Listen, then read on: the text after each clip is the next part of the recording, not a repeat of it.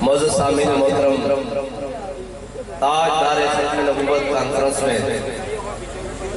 میں اور آپ حاضر ہیں اور ہم حضور کی ختم نبوت کے اس جلسے میں اس لیے آئے ہیں کہ ہم تصدیق کریں کہ پہلا مجاہد ختم نبوت جس طرح سے میدان عمل میں ختم نبوت کی حفاظت کے لیے نکلا، ہمارا بھی عقیدہ وہی ہے اور پہلے ختم نبوت کے محافظ جناب سیدنا صدیق اکبر، اور ہم یہ سبق یاد کرنے کے لیے بلکہ دہرانے کے لیے آئے ہیں کہ انسان نے اپنے کون سے بھی کیسے بھی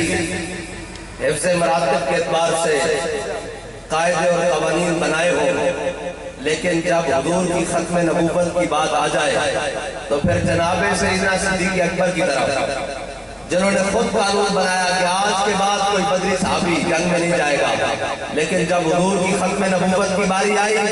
تو پھر اپنا بنایا ہوا قانون توڑا، کہا بدری ہو یا غیر بدری ہو آپ یمامہ پہنچے حضور کی ختم نبوت کے لیے۔ ہم یہ سبق یاد کرنے کے لیے آئے ہیں کہ ساروں کے اپنے پروٹوکول ہوں گے، اپنے جناب منصب اور اپنی عزتیں ہوں گی، لیکن جب بات ختم نبوت کی آ جائے تو پھر جناب سیدنا صدیق اکبر کی طرح اپنا بنایا ہوا قانون توڑ کر میدان جمامہ میں جانا، یہ سنت صدیقی ہے اور یہ صحابہ کی سنت ہے۔ اور پھر ختم نبوت کے منکروں کے ساتھ حال وہ یہ کرنا کہ اس جگہ کا نام حدیقت الموت پڑ جائے، اور ختم نبوت کی حفاظت کے لیے تمام چیزیں چھوڑ کر، تمام خطرات لاحق کر کے اور تمام لشکر ایک جمع کر کے حضور کے منکرین ختم نبوت، حضور کے دشمنوں کے خلاف بیک وقت چڑھنا، یہ حضرت جناب سیدنا صدیق اکبر کی سنت ہے۔ اور حضور کی ختم نبوت کے لیے صحابہ کہتے ہیں نا، ہم نے اس سے پہلے کبھی اتنی سخت جنگ لڑی اور نہ اس کے بعد کبھی سخت جنگ لڑی۔ اس کی وجہ کیا تھی؟ اس کی وجہ یہ تھی کہ آگے سے وہ مکمل تیاری کے ساتھ آئے، اس مسیلمہ کذاب ملعون کے ساتھی، اور ادھر سے حضور کے غلام نکلے۔ شور تکبیر سے تھر تھراتی زمین، جنبش جیش نصرت پہ لاکھوں سلام۔ اور حضرت باشی بن حرب بھی اس مقام میں پہنچے اور حضرت ابو دجانہ بھی پہنچے۔ اور اگر اعزاز کی بات سمجھ لی جائے کہ جناب ہم نے یہ کر لیا ہے بس اب ہمارا کام نہیں بنتا، ایک سوال بنتا ہے بھائی حضرت ابو ایوب انصاری کی قبر مبارک کہاں ہے؟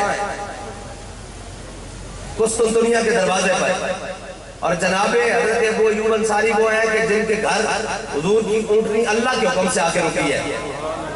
اگر وہ ساری زندگی اپنے دروازے پر بیٹھے رہتے اور کہتے یہ میرے لیے اعزاز کی بات ہے کہ حضور مدینے میں سب سے پہلے میرے گھر میں مہمان ٹھہرے،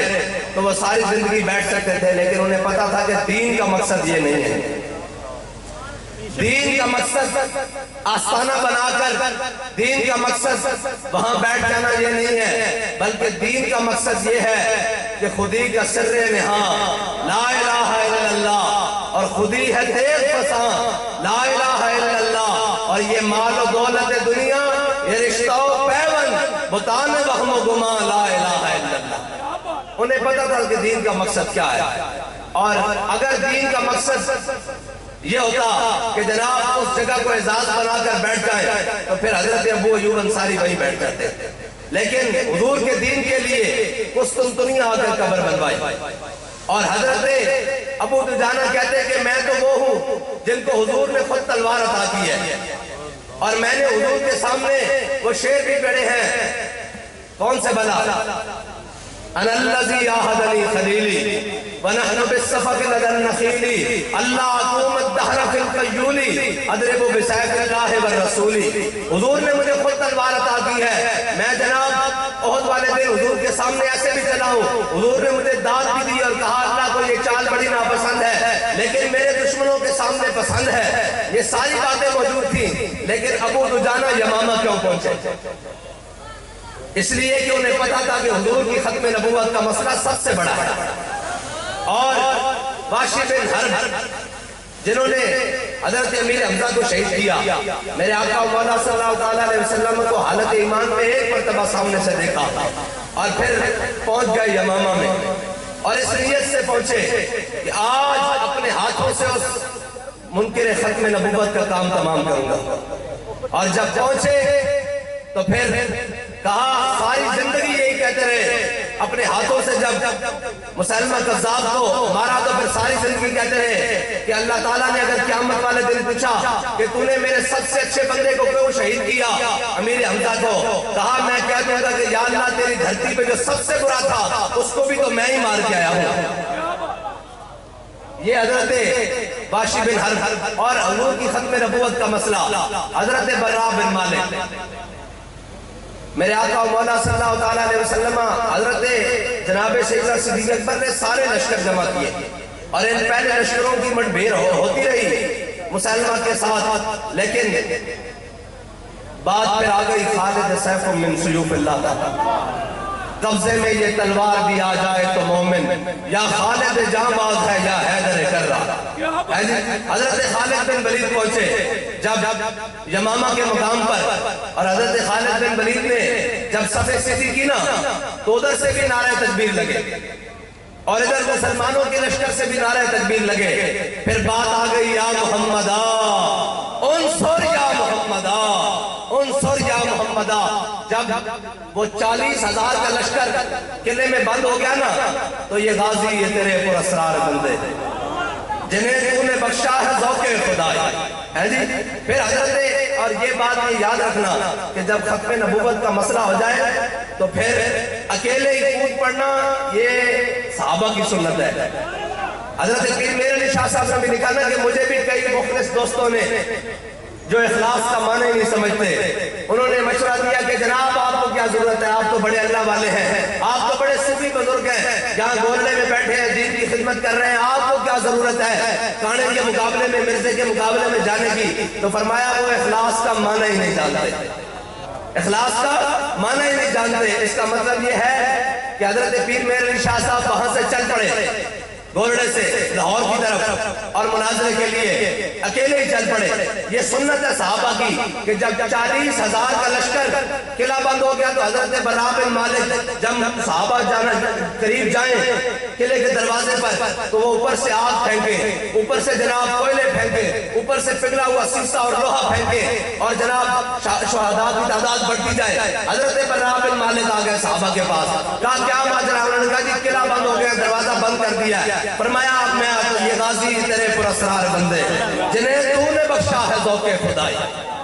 دو نیم ان کی ٹھوکر سے صحرا و دریا سمٹ کر پہاڑ ان کی حیبت سرائی. حضرت برا بن مالک آ گئے، کہا مجھے ڈھال پر اٹھاؤ،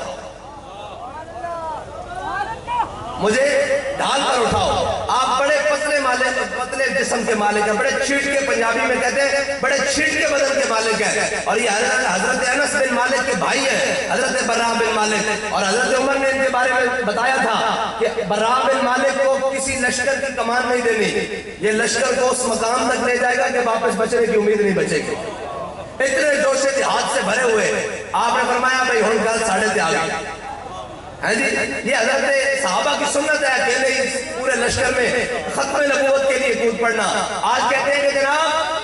آپ کو ختم نبوت کا مسئلہ سمجھ آیا ہے؟ میں نے کہا ہاں سمجھ آ گیا ہے، اور برا بن مالک کی طرح آ گیا ہے. ہاں ہم نہیں دیکھتے بھی بندہ ہے یا نہیں ہے، ہمارے قائد نے نہیں دیکھا کہ بندوں کا لشکر پیچھے آ رہا ہے یا نہیں آیا. جب ناموس رسالت اور ختم نبوت کی بات آئی تو ہم گھروں میں سوئے ہوئے تھے، ہمارا قائد اکیلا اسمبلی ہال میں بیٹھا ہوا تھا. یہ برا بن مالک کی سنت ہے اکیلے کود پڑنا. بابا جی کو خطرے لاحق نہیں تھے، اپنے بھی جناب خفا مجھ سے اور بیگانے بھی ناخوش، اپنے بھی دشمن اور بیگانے بھی دشمن تھے، لیکن مسئلہ ناموس رسالت کا تھا. اکیلے اسمبلی ہال میں بیٹھے ہوئے حضرت برا بن مالک نے کہا اٹھاؤ مجھے، ڈھال کے اوپر اٹھاؤ. جب ڈھال کے اوپر اٹھایا تو صحابہ کہتے ہیں ہم نے ڈھال کو اچھالا، اچھال کے 40,000 کے لشکر میں حضرت برا بن مالک مسلمہ قذاب کے لشکر میں جناب گھسے، اور صحابہ کہتے ہیں کہ اگر ایک ایسے کر کے ایک وہ نیزہ بھی اوپر کرتے نا تو حضرت برا بن مالک کی جناب بوٹی اتر جانی تھی اور ایک جسم کا حصہ کٹ جانا تھا۔ تو اقبال سے پوچھتے ہیں، اقبال پہ برا بن مالک نے 40,000 سے لڑتے ہوئے دروازہ کیسے کھولا ہے؟ وہ کہتا ہے کہ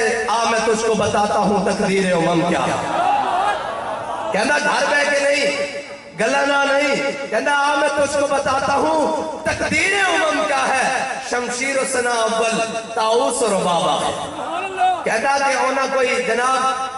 حریصے اور ڈنڈ بیٹھ کر کی قوت نال نہیں بوا کھولیا جناب لشکر دا حدیقت الموت دا بوا ڈنڈ بیٹھ کر نہ نہیں کھولیا، اقبال کس نہ کھولیا؟ کہتا قوت سلطان و امیر از لا الہ اور حیبت مرد فقیر از لا الہ، کہتا انہا لا الہ الا اللہ محمد رسول اللہ دی قوت نہ کھولیا۔ حضرت برا بن مالک نے 40,000 نہ لڑ جویا جناب قلعے دا دروازہ کھول دیتا، پھر صحابہ نے 40,000 بڑھ کے رکھ دیتا، کوئی ایک بھی زندہ نہیں بچن دیتا۔ لبیک یا رسول اللہ لبیک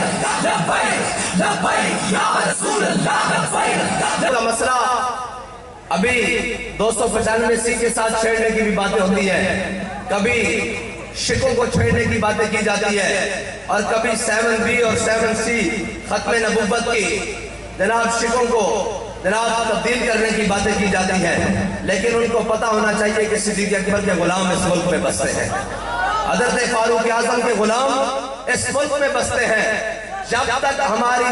جسم میں آخری سانس بھی باقی ہے حضور کی ختم نبوت پر اسی طرح پیرا ہوگا جس طرح بابا جی نے فیض آباد میں پیرا دیا ہے۔ لبیک لبیک یا رسول اللہ لبیک لبیک لبیک یا رسول اللہ لبیک لبیک لبیک یا رسول اللہ لبیک لبیک لبیک یا رسول اللہ لبیک لبیک لبیک یا رسول اللہ لبیک لبیک لبیک یا رسول اللہ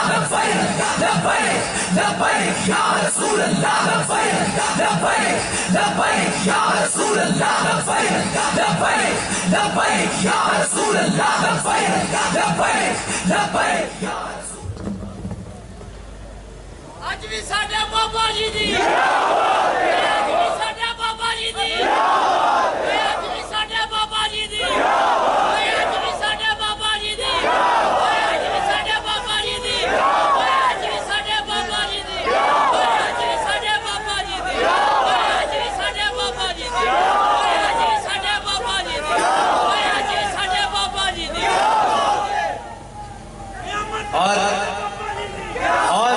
ختم نبوت کا مسئلہ کوئی بچوں کا کھیل نہیں ہے، اس پر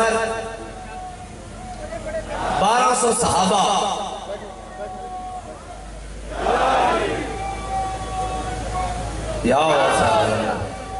ختم نبوت پر پیرا دیتے ہوئے 1200 صحابہ جنگ یمامہ میں شہید ہوئے، 1200 صحابہ، اور حافظ و قاری اس امت کے بڑے بڑے حافظ حضرت سالم جیسے حافظ اس جنگ میں شہید ہو گئے، اور حضرت جناب سیدنا صدیق اکبر نے بنایا ہوا قانون بھی توڑا، اور کہتے ہیں کہ 8 یا 9 بدری صحابہ بھی اس جنگ میں شہید ہوئے۔ اتنی بڑی قربانی کے بعد ختم نبوت کا مسئلہ حل ہوا۔ مجھے یہ بتاؤ بھائی، ختم نبوت کے لیے صحابہ کرام تقریباً 1200 بیر چل کر یمامہ جائیں اور ختم نبوت کی حفاظت کے لیے جا کر شدید ترین جنگ لڑے، اور آج کا مسلمان گھر سے بھی باہر نہ نکلے اور کہے کہ میں بھی عاشق رسول ہوں، میں بھی جناب حضور کی ختم نبوت کا ماننے والا ہوں، جناب میں نے بھی کلمہ پڑھا ہے۔ مجھے بتا، جنہوں نے کلمہ پڑھا تھا نہ انہوں نے اپنے بچے دیکھے، نہ انہوں نے اپنا مال دیکھا، نہ انہوں نے صبح دیکھی نہ شام دیکھا، بلکہ ان سے تو پوچھنے والے اس بات پر مجبور ہو گئے، اور یار بتاؤ تو صحیح کس نبی کا کلمہ پڑھ لیا ہے؟ نہ دن دیکھتے ہو، نہ رات دیکھتے ہو، نہ صبح دیکھتے ہو، نہ شام دیکھتے ہو، نہ شجر دیکھتے ہو، نہ حجر دیکھتے ہو، نہ جناب سمندر دیکھتے ہو، نہ دریا دیکھتے ہو، بتاؤ تو صحیح وہ نبی کی شان کیا ہے؟ کس نبی کا کلمہ پڑھ لیا ہے؟ تو حضرت خالد بن ولید نے فرمایا تھا المرسل علی قدر المرسل، وہ تو بھیجنے والے کی شان بن کر آئے تھے، وہ تو بھیجنے والے کی شان بن کر آئے تھے، اور رومیوں نے جاسوس بھی بھیجے، انہوں نے کہا جاؤ دیکھ کر آؤ یہ کون ہے، کیا جناب پریکٹس کرتے ہیں، کرتے کیا ہے صبح شام، جس طرف آتے ہیں جناب بخیے ادھیڑ کے رکھ دیتے ہیں، لشکر الٹ کے رکھ دیتے ہیں، یہ ہے کون؟ تو جناب مسلمان کی تاریخ صرف 2 لفظوں کی ہے جو رومی جاسوس نے واپس جا کر اپنے لشکر میں کہی تھی۔ آج کا مسلمان نہ کمانے سے فرصت نہ کھانے سے فرصت، جب دین پر بات آ جائے چھٹو جی ایتا مولویاں بڑھایا ہویا اے سن، اور جناب جاسوس جا کے مسلمانوں کے بارے کہنے کی، اور جب میرے ہاتھ میں تھا جب تک میرے مصطفیٰ کا دامن، یعنی جب تک ایک قوم بیگانے نہیں سی ہوئی نا، اقبال کہنا سرور جو حق و باطن کے کارزار میں ہے، تو ہر وہ ضرب سے بیگانہ ہو تو کیا کہیے۔ کہنا تینوں کی پتا ہوئے کہ ختم نبوت کی حفاظت واسطے جان دے جمامہ مزہ کتنا، اور کہنے لگا جناب اے کی کہنے تینوں کی پتا ہوئے کہ فیض آباد کی ٹھنڈی ہواواں بہ کے ختم نبوت ہوتے پیرا دین دا چس کیے۔ لبیک لبیک یا رسول اللہ، لبیک لبیک لبیک یا رسول اللہ، لبیک لبیک لبیک یا رسول اللہ، لبیک لبیک لبیک۔ ہاں تو ہر وہ ضرب سے بیگانہ ہو تو کیا کہیے۔ تو اسی جناب تانوں نہ پتا ہوئے کہ حضور دے دین واسطے میدان وچ آنا کی چاسے، تے پھر تانوں کی اسی کہہ سکتے ہیں جب روح سے کہتے ہو لبیک یا حسینہ۔ اے ہون محرم سے ہی گزریا، اور جناب کئی اندر 10 دن تا محرم سی، لیکن اسی تا حسین ہی ہے نا، جی اسی تا ہر ویلے کربلا سجان نو تیار آ حضور دے دین واسطے، اور ساڑھا 10 دن دا بھی نہیں حسین، اسا حسینیت 10 دن بھی بیان نہیں کی تھی، اسا تا کہنے ہیں یہ نغمہ فصل گل و لالا کا نہیں پابند، بہاروں کے خزان لا الہ الا اللہ۔